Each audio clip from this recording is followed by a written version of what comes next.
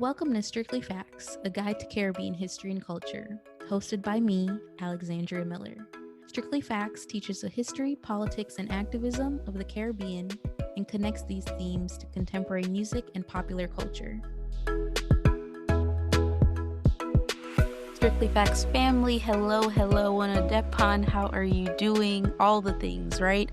It is such a joy to know you all are enjoying the episodes that we've been putting out this year. It really brings joy to my heart to get some of your messages. As always, my name is Alexandria Miller, your host of Strictly Facts, a guide to Caribbean history and culture, back again with what I hope is another thought-provoking episode for you all today. For me, really, this one is interesting because I emailed our guest today, which I won't, get into too much. You all wouldn't know some of this info from the back end, but I emailed our guest today thinking that we would talk about one thing, and we ended up deciding on having a whole different conversation. Still tangential, still on topic, right? But not exactly what I hoped for, which I think, it's amazing. So definitely brings a new element to what I was initially considering. So I'm really grateful to have her. But before I introduce her, I want to, shoot some questions to you all to get you thinking about our episode today. And so when you hear the term Caribbean architecture, what comes to mind? Specifically, what comes to mind when you think of architecture and design of Caribbean homes? What do you think of? Is it the shape, the color, that we usually repaint and put up new curtains during the holidays? Or is it the rooms themselves and how they are designed? Our guest today has worked on projects specifically on the latter. And so first, let me introduce Dr. Stacey Scott to the show. Dr. Scott is a designer, researcher, and educator currently serving as an assistant professor at the University of Virginia School of Architecture. And so as I said, Dr. Scott, welcome so much. Tell us a little bit about yourself, your connection to the region where you call home, and what inspired your interest in Caribbean architecture and design. Thank you so much. This is incredible. I think it's awesome what you're doing. Honored to be on this show. I claim Jamaica. Okay, that's my country. That's my motherland. I love talking about Jamaica, so I can't wait to dive into it. And what inspired your interest in Caribbean architecture and design? Right now the phrase "me search" is kind of taking off, and I'm first gen, or like a post migrant era of Jamaican, and I think for a lot of us, there's this feeling of displacement that we just have to go after. And I felt that same interest in resolving that displacement. I don't know if I've dug the hole deeper, but I've learned so much along the way that's been worth it. And my connection to the Caribbean is, you know, it's personal and it's academic, but it's sort of rooted in like the lived experiences that I've seen and how limited that information is in record, and how I can resolve that in my personal niche of interest. That's definitely the topic of our conversation today, of sorts, right? I gave our listeners a bit of a teaser when it comes to thinking about, Caribbean homes and home life and, the things that make up Caribbean homes. Some would call that, Caribbean domesticity. And I know that's a term you use in your research. And so before we dive into the specific topic that we're talking about today in terms of the actual home, could you define sort of for us what you consider Caribbean domesticity and how you feel like it shapes who we are as a region, as a culture, and, some of the cultural and imperial even influences that have shaped our home lives? Definitely. I love that question so much. To me, Caribbean domesticity, it's a language. It's care, it's memory, it's structural, it's a scent. It's like the order, the pattern, the shapes that emerge and like your understanding of home in general. It's how the rituals sort of are baked into your environment. It's the Sunday best, the plastic covered furniture. It's how certain changes that are spatial become expressions of love and dignity and aspiration and care. And yeah, you're absolutely right. It does carry a lot of traces of empire, post colonial sort of inheritance with it. Some positive, but a lot of it pretty complex and nuanced. A lot of imposition. But I think that what's really great about Caribbean architecture and Caribbean domesticity is the way that we reinterpret even that, even the things that were imposed and the formality that was imposed, and how we've made it woven into our own cultural fabric and how we've made that our own. I think that's like one of my absolute favorite things about the Caribbean and domesticity in general. You mentioned the sofa with the plastic covering on it, right? Which is precisely a part of our conversation today. Parts of your research have been exploring the front room as a part of, Caribbean domesticity and the role that the front room plays in terms of who we are, how we even, connect ourselves to the past, how we keep things alive in memory in a lot of ways.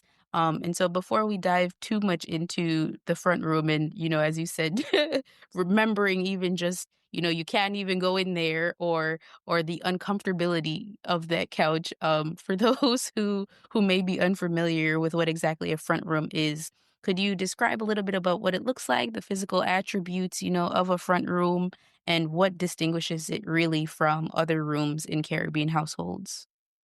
I'm happy to do that. So the front room is the most curated, most formal space in a Caribbean home. And it's where the good furniture lives. It's where, the best china is displayed.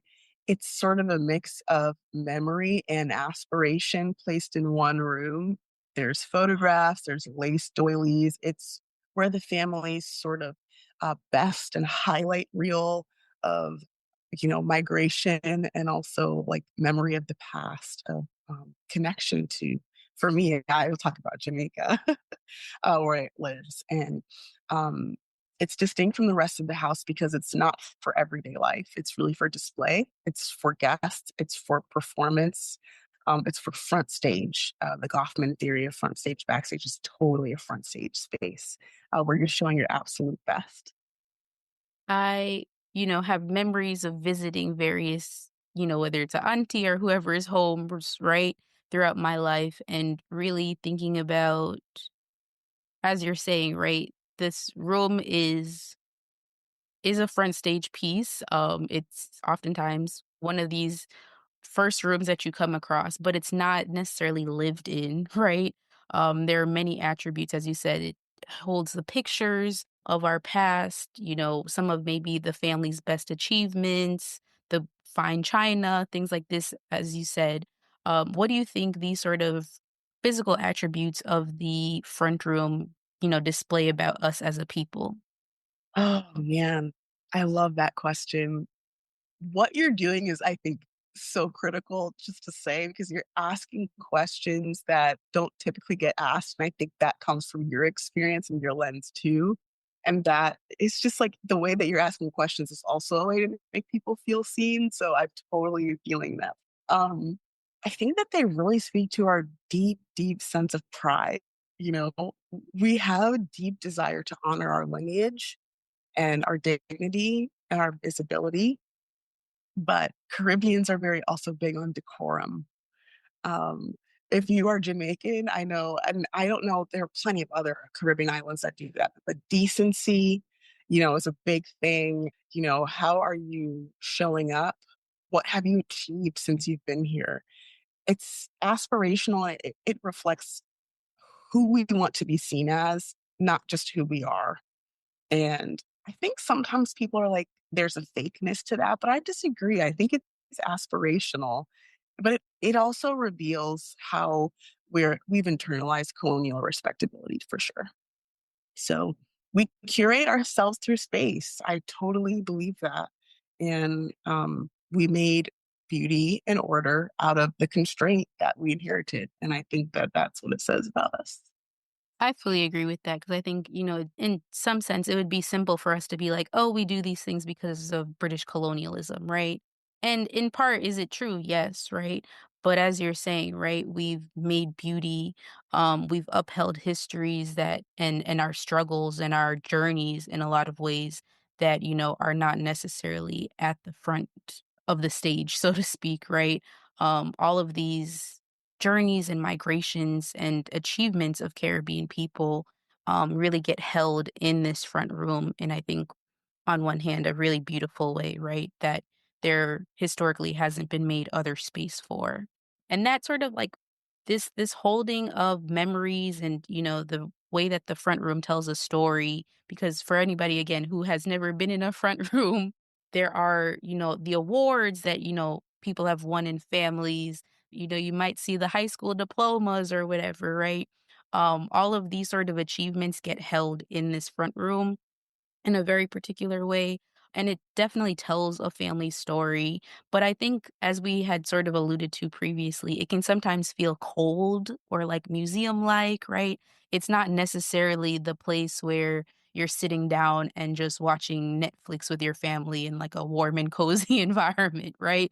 It is very much so a little bit sterile, if I may add, right? Like, it's supposed to be kept pristine, I'll put it that way, right? I find that very interesting because we hold a lot of things like that in our histories, right? So it's not just showcased through the front room, but you know, every Caribbean family has that aunt or that grandmother that, you know, safeguards all of these old documents and things, right? I think sometimes we joke and talk about the birth certificate or certificate being held under, people's beds, right? But there are people who keep the programs for funerals and all of these things, right? And so, in a lot of ways, our identity is shaped around this holding of our legacies and of our histories. How do you understand this sort of like juxtaposition between the preservation of our memories and our lineage with this kind of like inaccessibility or like stasis or sterileness, of the environment that can be the front room? I just wanna say everything that you mentioned before is critical of what's in there, right? It really depends, I think, at what level in migration you are, and the front room is really a response to it's not always possible to have your entire home be that way, but you are able to carve out this corner for yourself. You're able to carve out this place, and I think depending on where, you migrated, Michael McMillan has written extensively about this for the British diasporic population, but I think it is a lot of similarities, but there are a lot of differences for America and for Canada. I know I have, like most people, my family went to all three places, so I feel that I can really see sort of the difference, especially with my cousins. We kind of call ourselves like the British cousins, the Canadian cousins, the American cousins. How did we all kind of turn out, and what was the differences in sort of that space. So it was interesting to think about it in that way. But, what are the common things that are in there? You've got the fake flowers, the doilies, the glass animal of some type, the china, the picture of Jesus, a lot of staples are there. And I think that your question about the juxtaposition between preservation, memory, and stasis, I feel that as I did the research, I kind of noticed the longer that a person was in the United States, the more Jamaican memorabilia made its way into that space and how it sort of bled out into the corners of different places of the home. There were lots of sort of different pieces of memorabilia. So when I think about, especially first generation, some of these items can sort of be flattened into this piece of memory. You've got quotes, Jamaican proverbs are really big to have around your home. In my house, they've got the coasters, of course. You cannot put even a plastic bottle down without a coaster. You have um, your placemats, a lot of things that are focused around preservation of furniture and things that are focused around remembering where I'm from. Maps of Jamaica are really, really big pieces of this. And so there is a really powerful tension between preservation of memory and the stasis that you mentioned, because the front room really holds memory in its highest form. And it's an archive, really. It's also inaccessible, as you mentioned. You can't touch it, you can't fully live in it. But I think that there's a very Americanized or westernized, of course, we're a part of that tradition too, but this idea of you can't live in something if you're not using it a certain way. And I push back against that because I do feel like we're fully living in it. Um, Sunday morning or Saturday morning, if you grew up Adventist, there is like a different way of accessing that space. That's where the pastor could sit. That's where, you know, you work through a lot of things with visiting family members or visiting people. I remember um, a couple of family meetings being held in there, and that being a place where you recognized that um, you were at your highest self in that space. And for me, it was very aspirational to sit in that room and to think of what I could be. But it's a preservation that borders on the sacred, but it's also frozen in time. And so I think a lot of my work is like looking at that liminal space and how the front room really perfectly captures that. And for us that are first generation or post migrant generation children, this room really becomes something that we inherit symbolically before we understand it practically.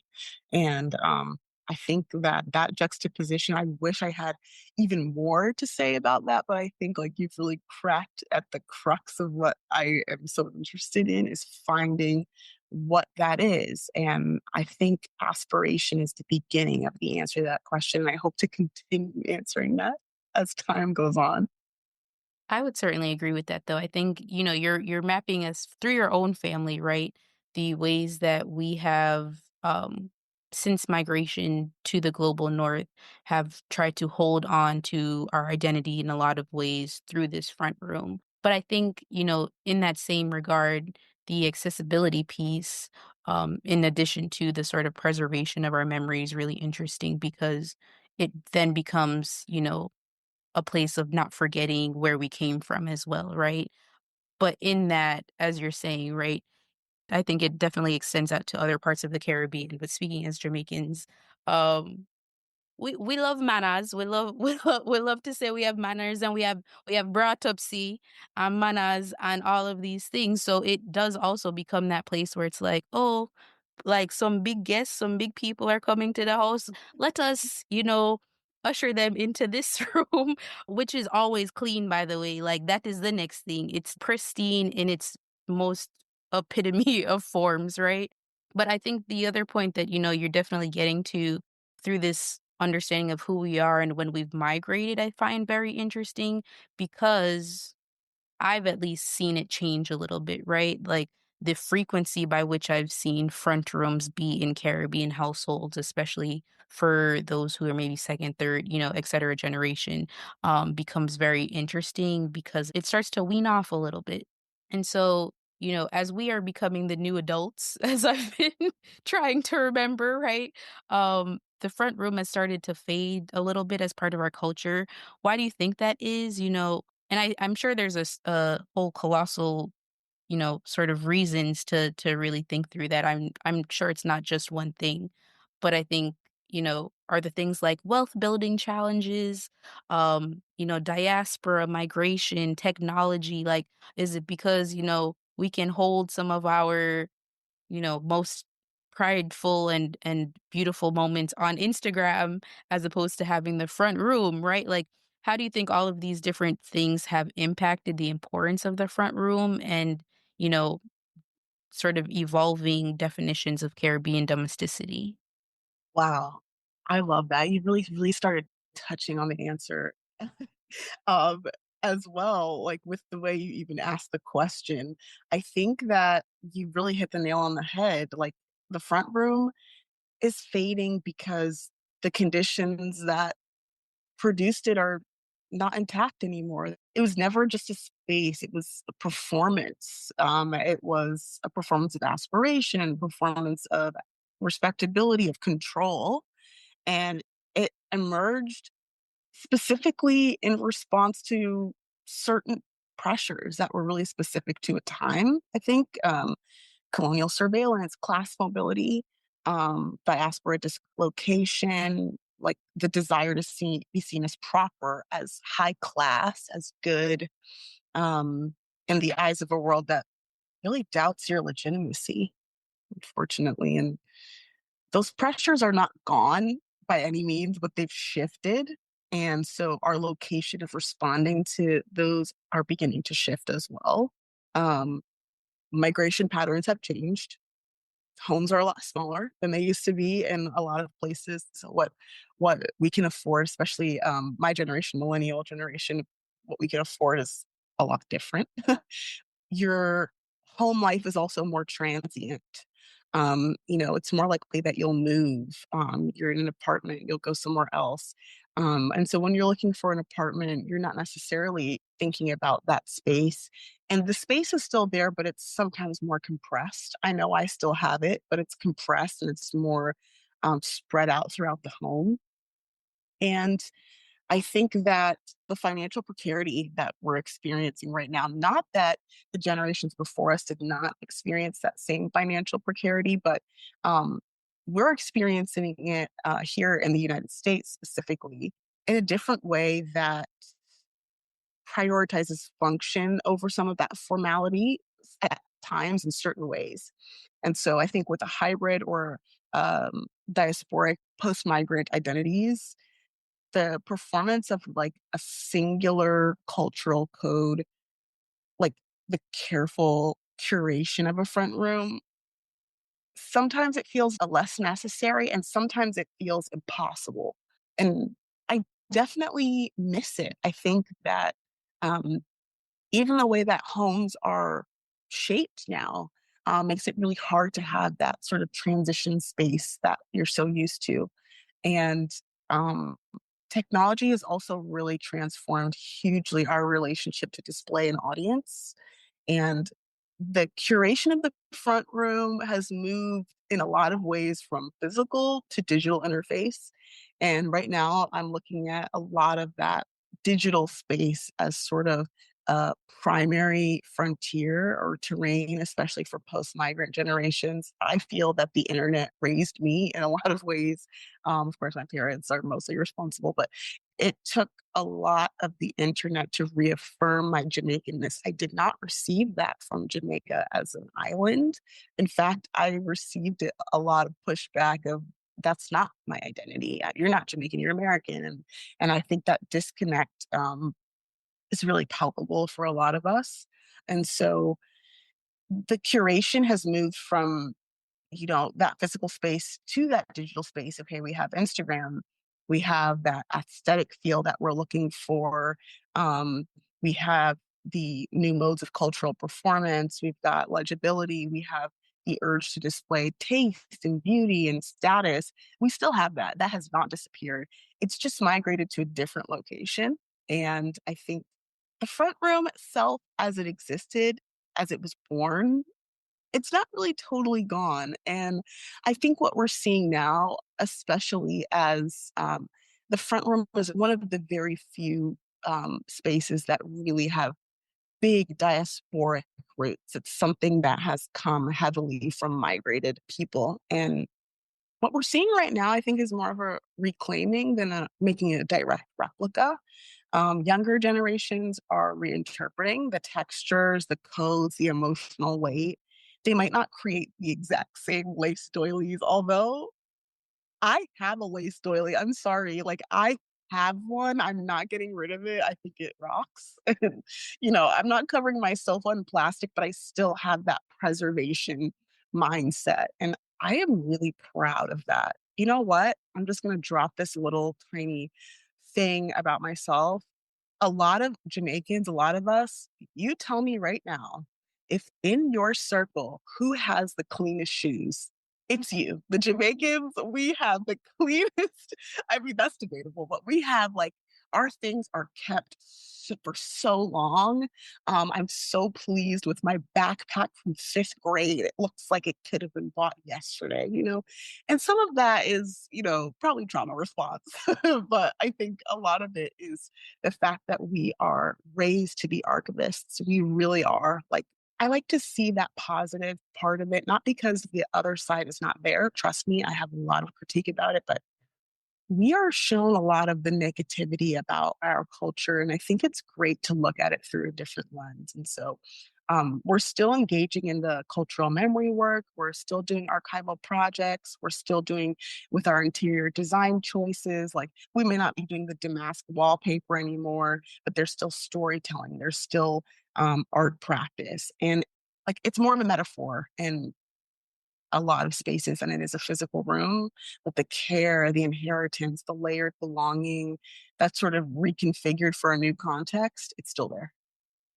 You said so much that I was like, I could cut you off and we could take this conversation into so many different realms because as you're talking about shoes, I was like, yes, I know a couple people well that will put their Clarks in the freezer That's and right. have their special toothbrush and all of these things. But also as you're talking and I'm like, I'm sitting in my apartment and I'm like, okay, I don't actually have a front room because I have a single girl's apartment, right? So it's not enough rooms here to have my own front room, but I definitely do have traces of these front room things, right? The heirlooms, the cultural motifs. I have a thing of, a Jamaican proverb on my fridge, right? Like all of these things would have maybe historically been, configured in one place for different generations, but also to understand that there is always that home back home, on the islands that we can all go to where the front room can be definitely kept in pristine. Our parents' generation, there is that sort of configuration of, this will always be our home in a sense, right? Where the front room can exist for generations, for several years. Whereas, as we are moving through life and understanding our own challenges and, the front room is there oftentimes, hopefully, for a lot of folks to go back to. But the ways that we do that for ourselves is definitely very interesting. In a lot of ways, I think what you were saying about preservation in terms of how we archive ourselves and keep our histories alive. It is also a sign of our, tendency of respectability in several ways, which I think again definitely comes down through that, British imperialness and its presence on our lives and especially how we have to perform as black people oftentimes as well. But I think, as you said, right, it's a complicated juxtaposition between being like, okay, it's so terrible that we've, done this thing because of British imperialism, but also there is beauty in the ways that we've adapted it. So I definitely, echo those sentiments and really agree. I'm appreciative for you to sort of bring that to light for us, right? It's not just either or. In a lot of ways, I think, this also brings me to my favorite question of the show.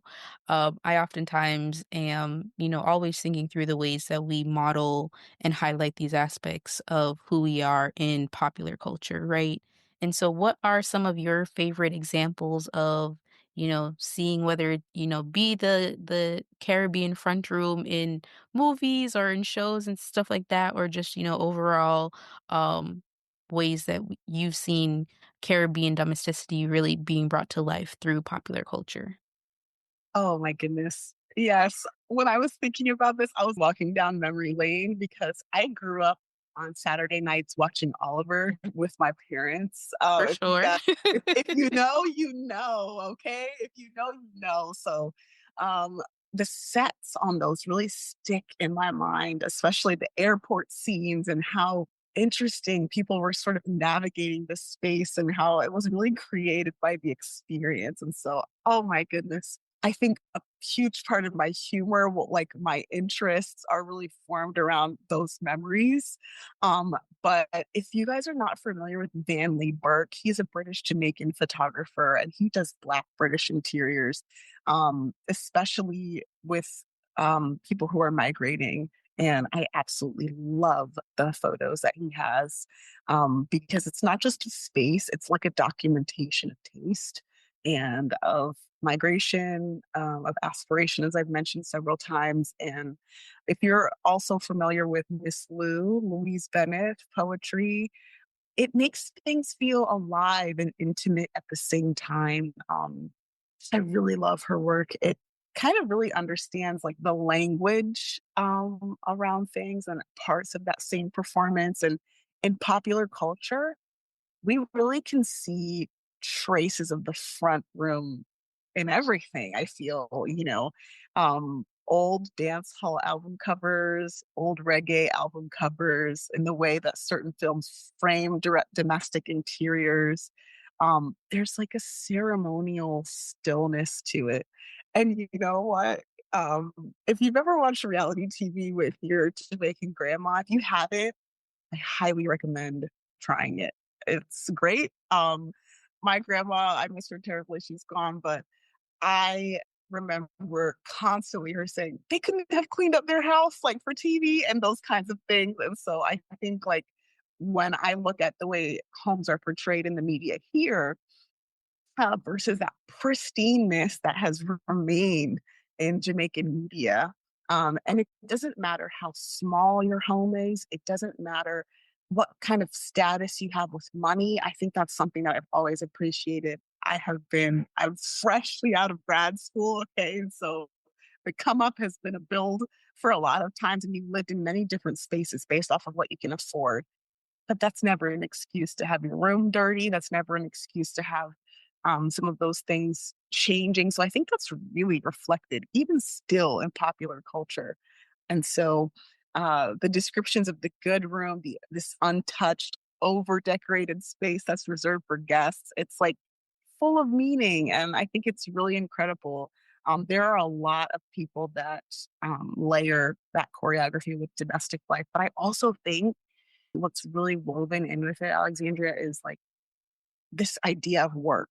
Okay. Trigger warning for the Jamaicans. How many of us had to learn heights of great men reached and kept are not attained by sudden flight? Okay. Carry on. I'm not even gonna go ahead. I'm sorry. Like, you know that you learned that before you learned to read. Okay. But they, while their companions slept, come on, finish it with me, were toiling upward in the night. Okay. So, like, I remember my dad teaching me that very early. And I think, like, one of my pride points of being Jamaican is how tough I am when it comes to work ethic.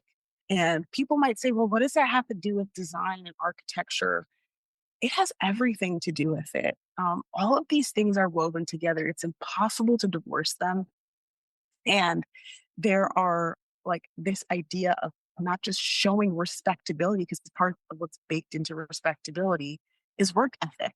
You cannot be respectable if you are lazy or, not doing work. It's to show off the work and what you have done as well. And so I think I'm like straying from your question a little bit, but there are lots of references, photography, and so I've uh, been capturing a lot of it with film, which I love. Super 8, 35 millimeter, 120 millimeter, and I Polaroid sometimes because I think that the colors, the images, those things are still within popular culture, but so I mentioned reggae, I mentioned dance hall albums, I mentioned like old comedy plays. We love a good play. I think even church is a huge part of that weaving in of bringing the church inside of your home in some way and having that reflected, that mirrored relationship, the conversation between church and home happening. But also, there's Instagram for those of us that are more like in today, we look at those curated spaces. There's the television today, as far as like shows that we watch. Um, I'm not really plugged into the TV scene in Jamaica right now of like what shows are on. Like I should probably check it out. But fashion editorials, the echo, the texture, we see that everywhere. And I just have like a message of love for my Caribbean people right now that I have to share. The things that are used from us have permeated the entire world, and the things that we have brought to culture, how Jamaicans say "liko batalawa," like the things that we have are everywhere. And you can feel and should feel a sense of pride at how much that's permeated culture, to the fact where I can't even think, for your question, like, is this Caribbean? Is it not? It's permeated so many spaces. So I think that I went off the rails a bit with like my answer. But you can look up Olive Senior, Andrea Levy, you know, the energy of the household. A lot of Caribbean writers use that. Jamaica Kincaid, a lot of these spaces, and these incredible writers. I'm sure I'm forgetting many. But as I mentioned, a lot of that British input, because that was Wadsworth Longfellow, that poem that we all had to learn, and those different things. A lot of those are domesticity that's mirrored in pop culture or in everyday life or in the things that even we had to learn from the media. You took me down several memory routes of memory lane a while ago, right?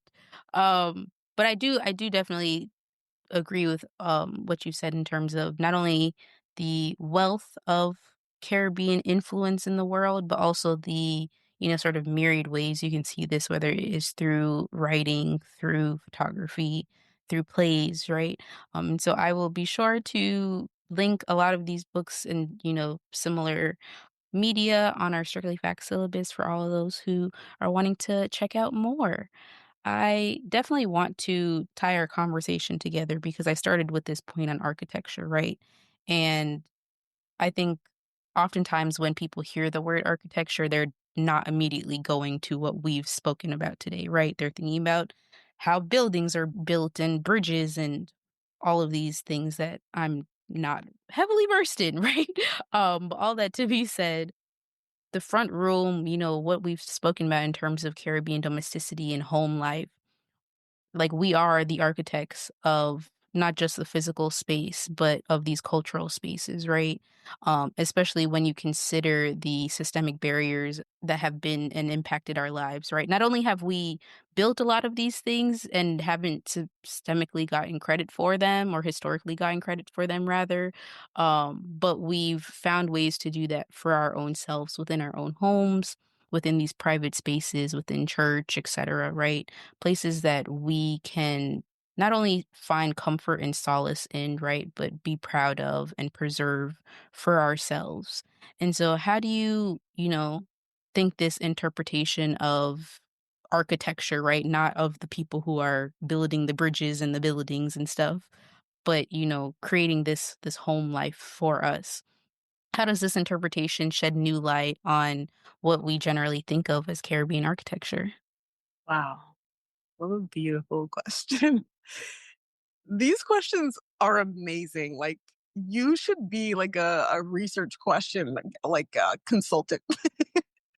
These are quite good. I think, man, it shows us that Caribbean architecture is expansive. And I feel this way about all architecture. I think a lot of times, like, in my particular field in architecture, it's so limited to this specific definition. And my work has thought about how to expand that past what, like, some of the more purist or formal way of looking at things is in architecture is walls and ceiling and floor, just to be like super literal. But a lot of us, not just me by any means, are looking at sort of the behavioral aspect, that human aspect. And Caribbean architecture, to get to your question, is that it's not just about verandas, jalousie windows, passive ventilation, although I'm very interested in all of that. And a lot of that really, really matters, especially when we think about what we deal with climate, which is very important. But it's also about ritual. It's also about symbol. It's also about coded space. And so the front room is a form of spatial storytelling. It's architecture to me. It's not just in its materials, but in its intention. And our mothers and grandmothers and grandfathers, they were practicing design and architecture without some of these labels that we use. And I think because of that, it gets to be dismissed. But the interior design, the curation of home, the way of fighting, not even fighting back, but joining in with climate to protect homes and things like that are very Caribbean. When we think about sustainability, even Caribbeans are at the front lines of the response to a lot of those things. And because they don't maybe carry the same names, like that nomenclature is not there in the same way, I think it can be dismissed. And so, arranging space around visibility, respect, aspiration, memory, it's not just decorating, it's curating meaning, it's staging belonging, it's constructing a very specific type of legibility that's meant to make your children and your grandchildren feel this level of inclusion within a colonial and diasporic framework. Like that is architecture to me. And I very much feel strongly about that. And I think it's really important if you are a Caribbean person, I think like it's important to reframe your narrative if you don't already have this of the things that I have been doing, even if they don't have the same name, they can still fit into the certain framework or they can be expansive even beyond it. We have been contributing to a lot of these different design conversations in huge ways. And so I do think a lot about those specific things, you know, the filigree, the specific types of windows, the specific types of, you know, material culture that we have within architecture and the history with it. But I also feel that the front room really disrupts the idea that architecture is only about a specific type of interpretation and is only about professional involvement. I think it really reforces us to think about architectural authorship, which I think is really important. Um, who gets to be called a designer? Who is seen as a someone who's shaping space? And in my research for Goody, I specifically thought about mothers and how mothers are really responsible for showing us, specifically me, that architecture and design can be emotional. It can be symbolic. It can be deeply domestic, and it's not just the materials that you might think, you know, concrete, timber, even though those are incredibly important. Um, but it's also lace runners, you know, plastic flowers, souvenir figurines, moral maxims that we have, and the silence that we use to create. All these different things are materials. And I have sometimes felt like out of place within some of the architectural conversations, but that's okay. And if you feel out of place as a Caribbean in certain conversations, just know that that's your invitation to expand it. And that's how I have taken it. And I think that our understanding of how space performs in Caribbean life, how architecture has become a form of social choreography, is critical. The threshold, the guest, the gaze, you know, the active display is all a part of spatial ritual. And the front room is not just a room, it's a spatial philosophy. And it teaches us that Caribbean architecture includes the structural, but it also moves beyond it. And that's not just Caribbean architecture, that's many, many places, many cultures. It's cultural, it's psychic, it's intergenerational. Um, I hope that responds to the question. I very much so think so. I think, the way that you've outlined it for us, I find not only like deeply moving, especially as somebody who is in these higher ed spaces, right? And sometimes doing things that are out of norm or tradition, right? Um, but also again wanting to ensure that I am who I am and I bring who I am to the fore when I'm in certain spaces. So I hope, as you said, right, that those who, may be wading through some of these challenges or, negotiations continue to bring themselves to the fore. I also find deeply what you said in terms of, how our foremothers and forefathers have always been architects, right?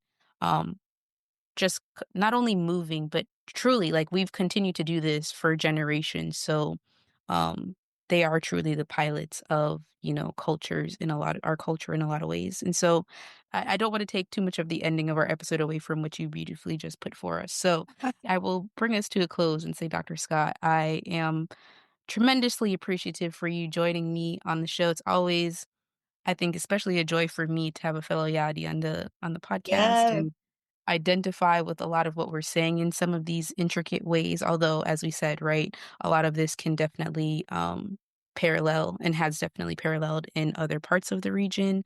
And so I am grateful to have you Thank join us you. and, be a new part of our Strictly Facts family. To our listeners, big up on ourselves. I hope, this was, again, a really thought provoking conversation, and one that forced you to think a little bit about maybe your own front rooms growing up and how you hope to maybe even bring the front room into your lives now in nuanced ways, of course, as we've discussed. So, with that, I again hope you all enjoyed the episode. Until next time, little more. Thanks for tuning in to Strictly Facts. Visit strictlyfactspodcast.com for more information from each episode. Follow us at Strictly Facts Pod on Instagram and Facebook, and at Strictly Facts PD on Twitter.